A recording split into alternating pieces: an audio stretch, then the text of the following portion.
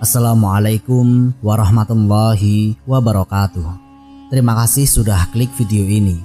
Semoga kita selalu diberikan kesehatan, kelancaran rizki, dan semoga Allah Subhanahu wa Ta'ala mempermudah segala urusan kita. Amin, amin ya robbal alamin. Bayangkan sekelompok manusia cerdas yang sengaja menipu hukum Tuhan. Lalu di pagi buta mereka terbangun dan mendapati diri mereka telah berubah menjadi kera yang hina. Bukan dongeng, tapi fakta sejarah yang direkam oleh Al-Quran. Siapakah mereka? Mengapa mereka dikutuk begitu kejam? Dan benarkah ada yang berubah menjadi babi?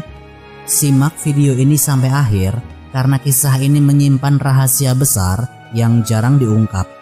Bismillah, mari kita mulai ceritanya.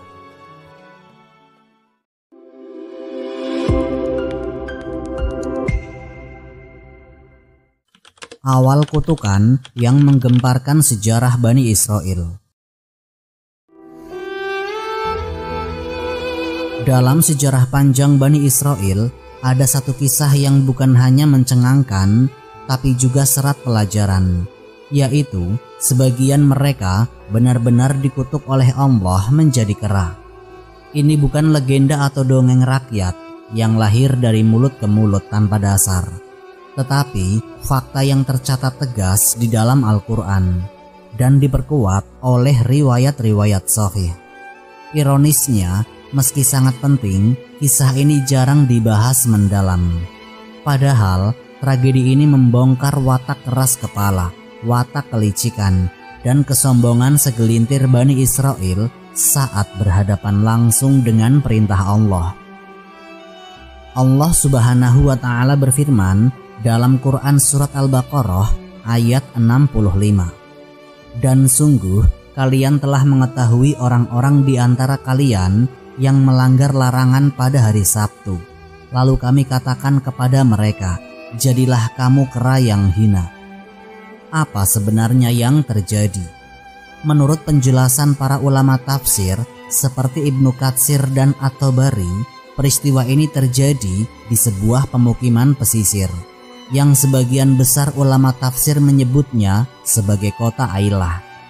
Bani Israel yang tinggal di sana mendapatkan perintah khusus, yaitu hari Sabtu wajib mereka agungkan sebagai hari ibadah dan diharamkan berburu atau menangkap ikan. Perintah ini bukan sekedar larangan bekerja, tetapi ujian nyata tentang ketaatan total kepada Allah. Yang mencengangkan adalah cara Allah menguji mereka. Setiap hari Sabtu, ikan-ikan justru bermunculan sangat banyak, berenang dekat pantai hingga tampak mudah ditangkap. Namun di hari-hari selain Sabtu, ikan-ikan itu hampir tidak terlihat. Allah menampakkan kelimpahan rizki justru di hari yang diharamkan untuk menguji keimanan mereka, yaitu akankah tunduk pada aturannya, ataukah mencari celah dengan akal manusia. Sebagian Bani Israel tidak sanggup menahan godaan. Mereka merancang sebuah siasat, yaitu menggali kolam dan saluran air sejak hari Jumat agar ikan-ikan itu masuk dan terperangkap. Ikan yang masuk dibiarkan hingga Sabtu lewat. Lalu pada hari Ahad, mereka memungut hasil tangkapan itu dengan dalih, kami tidak berburu di hari Sabtu, hanya mengambilnya di hari lain. Menurut logika mereka, ini adalah cerdik. Namun di sisi Allah, ini adalah bentuk pengkhianatan dan penghinaan terang-terangan terhadap syariat. Yang menarik, penduduk kota itu tidak satu suara. Ulama tafsir membagi mereka menjadi 3 kelompok. Pertama, pelaku maksiat langsung, yaitu yang memasang perangkap dan memungut ikan. Yang kedua, kelompok yang menasehati, yaitu mereka yang secara terbuka menegur dan melarang tindakan itu. Dan yang ketiga, kelompok yang diam, yaitu yang tidak ikut memancing, tetapi juga enggan menegur, khawatir dijauhi atau dikucilkan. Inilah fakta yang jarang disorot. bahwa kutukan tidak langsung menimpa semua Bani Israel, tetapi hanya golongan pertama, para pelanggar yang licik. Dalam riwayat Sahih Bukhari dan penjelasan Ibnu Katsir, Allah benar-benar mengubah mereka menjadi kera. Bukan hanya perilaku, tetapi fisik mereka berubah total. Mereka tidak hidup lama, hanya beberapa hari dalam keadaan hina dan menyesal sebelum akhirnya mereka binasa. Peristiwa ini sangat nyata dan bukan kiasan. Dalam tafsir, perubahan menjadi kera ini disebut mask, perubahan bentuk fisik sebagai azab yang menghinakan. Allah jadikan mereka kera yang tidak dapat berbicara, tidak dapat berpikir seperti manusia, hanya punya rasa takut dan penyesalan yang dalam. Ulama menyebut mereka hidup sekitar 3 hari. Cukup lama untuk disaksikan oleh penduduk lain sebagai ibroh. Yang tidak kalah mencengangkan, tragedi ini bukan sekedar hukuman atas dosa besar, tetapi karena sikap meremehkan perintah Allah dan mencari celah hukum. Ini membongkar penyakit yang hingga kini masih relevan, yaitu merasa lebih pintar dari syariat, berusaha menipu aturan demi keuntungan sesaat, dan mengabaikan nilai ketaatan sejati. Tragedi kutukan menjadi kera bukan hanya catatan hitam sejarah Bani Israel, tetapi juga peringatan keras untuk semua umat manusia. Bukti bahwa siapa saja yang mempermainkan agama akan berakhir hina, baik di dunia maupun di akhirat. Dan kisah ini yang tercatat dalam Al-Quran yang dibaca hingga hari kiamat, menjadi saksi nyata keadilan dan kemurkaan Allah terhadap kaum yang keras kepala dan licik.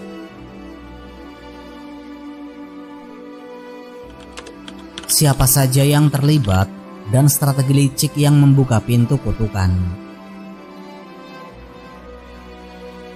Tragedi kutukan Bani Israel menjadi kera bukan sekedar cerita moral, tetapi fakta sejarah yang serat detail mencengangkan. Yang terlibat bukan seluruh Bani Israel, melainkan sekelompok penduduk kota pesisir yang sebagian besar bermata pencaharian sebagai nelayan. Di sanalah bermula konflik antara iman, nafsu, dan kelicikan akal manusia.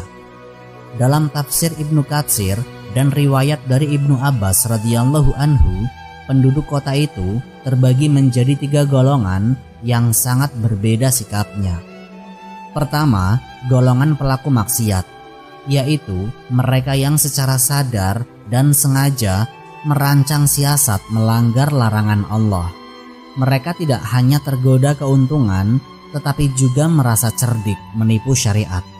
Mereka menggali parit atau kolam penampung di hari Jumat agar ikan masuk ketika hari Sabtu, lalu memungutnya ketika hari Ahad. Menurut logika mereka, ini bukan termasuk berburu di hari Sabtu, karena tangan mereka tidak langsung menangkap di hari itu. Padahal, dari sudut pandang iman, ini penipuan terhadap hukum Allah. Yang kedua, kelompok yang menasehati, yaitu minoritas penduduk yang tetap teguh di atas ketaatan. Mereka memperingatkan bahaya besar dari rencana tersebut. Mereka pun berkata, sebagaimana dinukil dalam tafsir At-Tabari, "Mengapa kalian melanggar larangan Allah? Apakah kalian tidak takut azabnya?" Kelompok ini terus-menerus menyeru dan menegur, meski dicemooh sebagai fanatik atau terlalu keras oleh golongan pelaku. Yang ketiga, kelompok yang diam, yaitu mereka yang tidak ikut memasang perangkap, tetapi juga tidak mau menegur. Sebabnya beragam. Ada yang takut dijauhi, ada yang takut permusuhan, atau merasa tidak ada gunanya menasehati. Mereka memilih aman, tidak berbuat dosa langsung, tapi juga tidak membela kebenaran. Yang mencengangkan, kelicikan strategi golongan pertama bukan dilakukan sekali 2 kali. Mereka menjadikannya kebiasaan dan menularkan kepada keluarga dan tetangga. Dalam riwayat, orang tua pun mengajarkan tipu daya ini kepada anak-anak mereka. Mereka tertawa, merasa senang, dan setiap Ahad pagi merayakan hasil tangkapan halal yang sejatinya lahir dari penipuan. Sebagian ulama menafsirkan tindakan ini bukan sekedar melanggar tetapi meremehkan syariat secara terbuka. Para ahli tafsir juga menegaskan dosa mereka bukan hanya melanggar larangan Sabtu tetapi juga kesombongan kolektif, yaitu menolak nasihat, menghina kebenaran, dan menganggap perintah Allah bisa dipermainkan dengan akal manusia.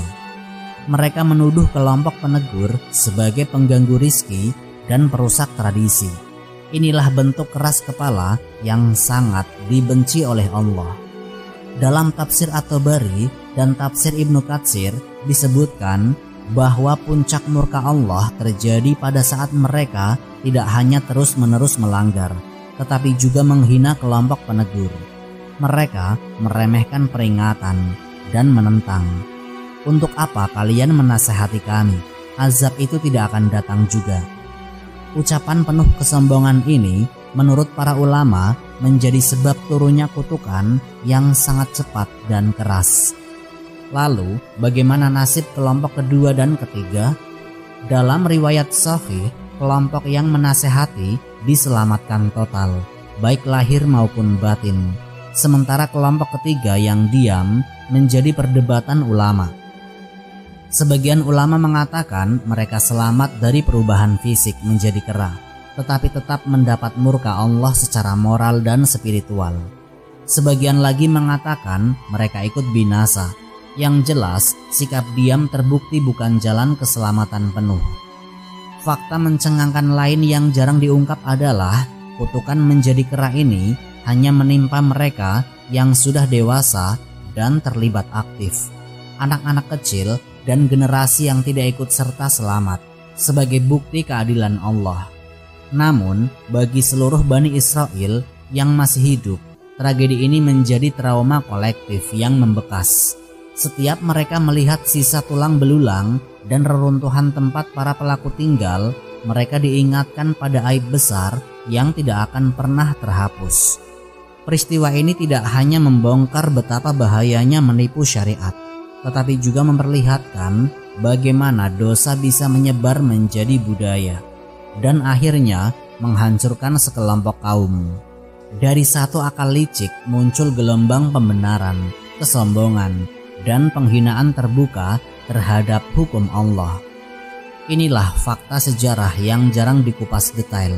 Tragedi ini adalah puncak dari penolakan kebenaran secara kolektif dan menjadi tanda bahwa Allah tidak segan menurunkan azab di dunia agar manusia belajar, takut, dan kembali tunduk. Benarkah Bani Israel pernah dikutuk menjadi babi? Setelah tragedi kutukan menjadi kera, muncul pertanyaan yang seringkali membuat penasaran, yaitu apakah Bani Israel juga pernah dikutuk menjadi babi? Ini bukan isu kecil, sebab menyangkut penafsiran langsung terhadap firman Allah dalam Al-Quran. Dan tidak sedikit orang awam yang memahami ayat ini secara keliru, atau justru terlalu disederhanakan tanpa telaah riwayat sahih. Allah Subhanahu wa Ta'ala berfirman dalam Quran surat Al-Maidah ayat 60. Katakanlah Muhammad, apakah akan aku beritahukan kepadamu tentang orang yang lebih buruk pembalasannya di sisi Allah, yaitu orang yang dilaknat Allah dan dimurkainya, dan di antara mereka dijadikan kera dan babi, serta menyembah taugut. Ayat ini tegas menyebut kera dan babi. Namun benarkah keduanya berubah fisik seperti peristiwa yang terjadi pada pelaku maksiat hari Sabtu? Disinilah pentingnya kita merujuk pada tafsir ulama Ahlus Sunnah wal Jamaah agar tidak terjebak pada tafsir liar. Dalam tafsir Ibnu Katsir, Ibnu Jarir At-Tabari, dan riwayat-riwayat sahih, penjelasannya terbagi menjadi dua. Pertama, perubahan menjadi kera secara fisik benar-benar terjadi. Peristiwa ini khusus bagi pelanggar hari Sabtu. Mereka diubah Allah menjadi kera hina secara lahiriah. tetap memiliki kesadaran, hidup beberapa hari lalu mati binasa. Ini didukung hadis-hadis sahih seperti riwayat Bukhari dan Muslim. Yang kedua, perubahan menjadi babi. Mayoritas ulama tafsir menegaskan tidak ada riwayat sahih yang menyebutkan pernah terjadi sebagai perubahan fisik. Yang dimaksud dijadikan babi di ayat ini menurut banyak ulama adalah perubahan sifat hati, yakni hati yang diubah menjadi serupa babi, yaitu rakus, tamak, bodoh, dan tidak mengenal halal dan haram. Sebagian mufasir seperti Qatadah dan Mujahid menafsirkan ada sekelompok dari mereka yang dibinasakan dengan cara lain, dan sifat moral mereka dihinakan serupa babi. Tapi tidak ada hadis sahih yang menjelaskan perubahan fisik persis seperti kasus kera. Imam Ibnu Katsir juga menjelaskan peristiwa menjadi babi tidak ada riwayat sahih yang menyebut nama kota, waktu, atau peristiwa detail seperti tragedi kutukan kera. Fakta mencengangkan lainnya adalah ulama juga menegaskan tidak ada satupun keturunan mereka yang lahir dari manusia kera atau babi. Dalam riwayat Muslim, Rasulullah Shallallahu Alaihi Wasallam bersabda bahwa Allah tidak membiarkan binatang yang berubah itu hidup lama atau memiliki keturunan. Mereka benar-benar punah sebagai tanda hukuman Allah, bukan untuk berkembang biak. Mengapa Allah memilih kata kera dan babi? Karena dua binatang ini memiliki sifat yang sangat mencerminkan kesalahan mereka. Kera menggambarkan penyimpangan dan peniruan buta, sedangkan babi menggambarkan rakus, najis, dan tidak punya rasa malu. Ini peringatan simbolik bagi siapa saja yang menolak perintah Allah. Ada hal yang jarang dibahas, yaitu sebagian kaum Yahudi di kemudian hari menggunakan kutukan ini sebagai bahan ejekan di antara sesama. Di masa Rasulullah, ketika sebagian mereka membangkang, turun ayat ini sebagai pengingat sejarah kelam nenek moyang mereka. Jadi, maksud utamanya bukan hanya soal bentuk fisik, tetapi juga sebagai tamparan keras atas sifat keras kepala, kesombongan, dan pengkhianatan mereka terhadap perintah Allah. Perhatikan satu detail penting, yaitu tidak ada riwayat sahih yang mengatakan seluruh Bani Israel diubah, hanya segelintir pelaku maksiat. Ini membantah klaim sebagian yang menyebut semua Yahudi dulu dikutuk. Al-Quran menegaskan kutukan itu untuk di antara mereka, bukan seluruhnya. Fakta lain yang sering terlupakan adalah tragedi ini hanya menimpa mereka yang sudah balik dan sadar. Anak-anak, orang soleh yang tidak ikut melanggar, tetap diselamatkan Allah. Ini menunjukkan sifat adil Allah yang menghukum sesuai dosa, bukan secara buta. Kesimpulan para ulama Ahlus Sunnah wal Jamaah, perubahan menjadi kera adalah fakta sejarah dengan bukti ayat dan riwayat sahih. Perubahan menjadi babi tidak ada dalil sahih sebagai perubahan fisik, melainkan lebih tepat sebagai perubahan hati dan akhlak. Kisah ini membongkar fakta mencengangkan betapa kerasnya hukuman Allah bagi kaum yang mempermainkan syariat dan menolak nasihat. Dan lebih penting, ia menjadi peringatan bahwa kutukan paling dahsyat bukan hanya perubahan fisik, tapi hati yang keras, iman yang padam, dan hidup yang kehilangan rasa takut kepada Allah Subhanahu wa Ta'ala. Hikmah, renungan, dan peringatan keras bagi umat Islam hari ini.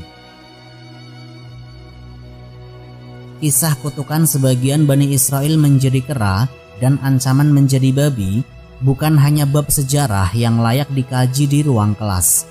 Ini adalah peringatan yang disimpan Allah di dalam Al-Quran untuk dibaca sampai hari kiamat. Dan jika kita telaah mendalam, ada hikmah yang tajam dan sangat relevan dengan kondisi umat hari ini. Pertama, peristiwa ini menunjukkan betapa bahayanya menipu syariat Allah. Bani Israel bukan orang bodoh secara ilmu dunia. Mereka cerdas, punya akal, dan tahu hukum. Namun justru kecerdasan itu mereka gunakan untuk mencari celah, yaitu menggali kolam agar ikan masuk di hari Sabtu, lalu memungutnya di hari Ahad. Di mata manusia ini adalah pintar, tapi di mata Allah ini adalah penghinaan terhadap wahyu. Hari ini kita juga melihat pola serupa. Ada yang membungkus riba dengan istilah biaya administrasi, menghalalkan suap dengan nama uang pelicin, atau memanipulasi akad syariah demi keuntungan semata. Seolah syariat bisa ditipu dengan label baru, padahal Allah Maha tahu isi hati dan niat di balik setiap perbuatan. Yang kedua, tragedi ini membongkar bahaya sikap diam terhadap kemungkaran. Dalam tafsir, penduduk kota terbagi menjadi 3, yaitu pelaku maksiat, penyeru kebenaran, dan golongan diam. Golongan yang diam tidak ikut memasang perangkap, tetapi juga tidak mau menegur. Mungkin karena takut dijauhi, takut konflik, atau malas terlibat. Menurut sebagian ulama, mereka tetap mendapatkan murka Allah meski tidak diubah fisiknya, karena diamnya mereka ikut melanggengkan maksiat. Pelajarannya juga jelas, menjadi muslim yang netral saat melihat kemungkaran bukan jalan keselamatan.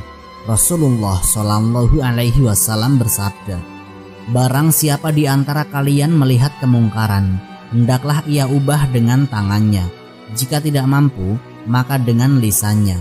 Jika tidak mampu juga, maka dengan hatinya. Dan itulah selemah-lemahnya iman." Hadis riwayat Muslim. Yang ketiga, kutukan paling berbahaya bukan hanya perubahan fisik, tetapi perubahan hati. Imam Ibnul Qayyim menjelaskan, hati yang keras, tidak peduli halal dan haram, tidak mau mendengar nasihat, lebih hina daripada tubuh yang berubah menjadi kera atau babi. Karena hati seperti itu akan membawa manusia pada kesesatan yang panjang. Inilah yang banyak terjadi hari ini. Dosa dianggap biasa, syariat dipelintir. Orang yang menasehati justru dihina sebagai fanatik atau radikal. Ketika hati sudah keras, azab Allah bisa turun kapan saja. Bukan selalu berupa bencana besar, tapi bisa berupa hidup yang hampa, keluarga yang retak, atau keturunan yang jauh dari agama. Yang keempat, tragedi ini menunjukkan keadilan dan kekuatan Allah.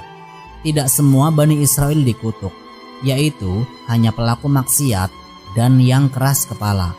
Anak-anak dan orang soleh selamat. Ini membantah anggapan sebagian orang bahwa Allah zalim atau menghukum secara membabi buta. Yang kelima, tragedi ini adalah bukti bahwa hukuman Allah bisa turun di dunia, bukan hanya di akhirat. Mereka ubah menjadi kera, hidup beberapa hari, lalu mati dengan hina. Ini menjadi tanda peringatan yang tidak terbantahkan. Yang terakhir, bagi umat Islam hari ini, kisah ini adalah tamparan keras. Kita hidup di zaman di mana hukum Allah sering dijadikan permainan.